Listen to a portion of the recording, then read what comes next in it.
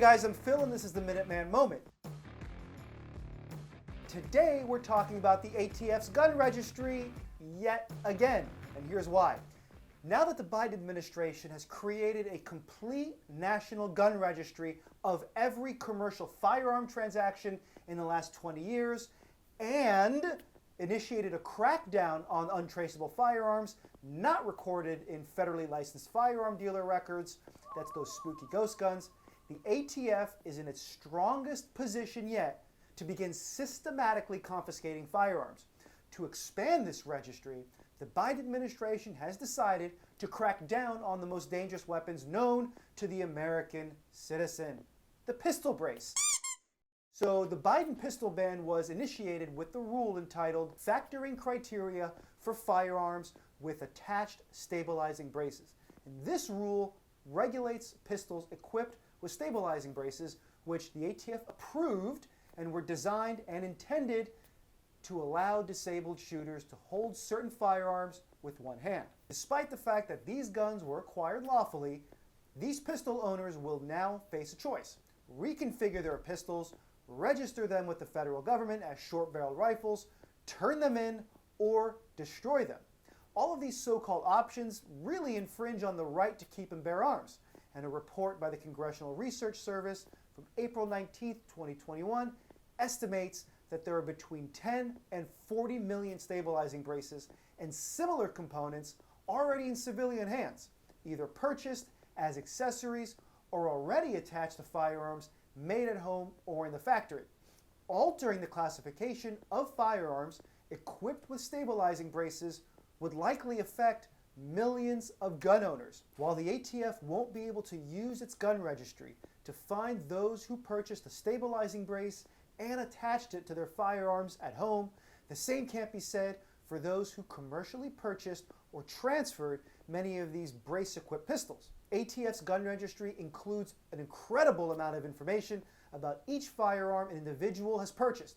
The ATF's out-of-business registry is, in fact, searchable by make, model, serial number, and weapon type. And so the ATF can efficiently create a list of all gun owners' AR-15 pistols to create a door-to-door confiscation list, complete with home addresses and firearm serial numbers. There's not much more the Biden administration could do to make the ATF's illegal gun registry more useful than it already is for confiscating AR-15s in pistol form and other such firearms.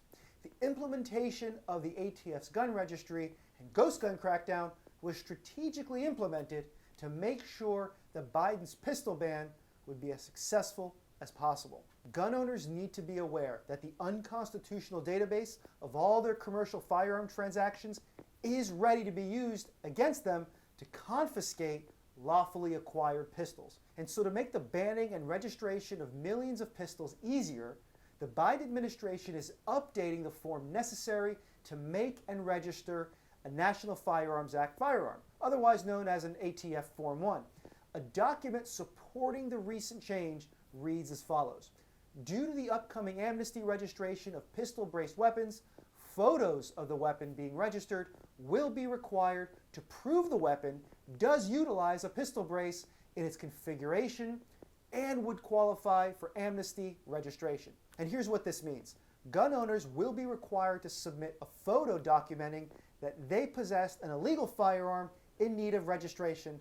How about that? And so faced with jail time of up to 10 years and a $250,000 fine, these pistol owners will then need to submit all of their personal information to the federal government, including their name, social security number, address, phone number, email, credit card number, and fingerprints, as well as the make, model, and serial number of their firearms to the National Firearms Registration and Transfer Record, the ATF's Formalized and Public Gun Registration Bureau. According to the ATF, the Form 1 takes about 4 hours to complete. And so, the owners of up to 40 million braced weapons will spend up to 160 million hours registering their firearms pursuant to Biden's Amnesty Registration for pistol-braced weapons. Gun owners may also be required to pay a $200 tax per firearm, totaling up to $8 billion in gun registration taxes.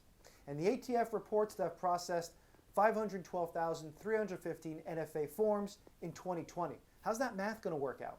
And assuming no further backlog, and assuming all affected gun owners comply with gun owner registration, it would take the ATF over 78 years to process all of the pistol registration forms. That's it for this week. I'll see you next time.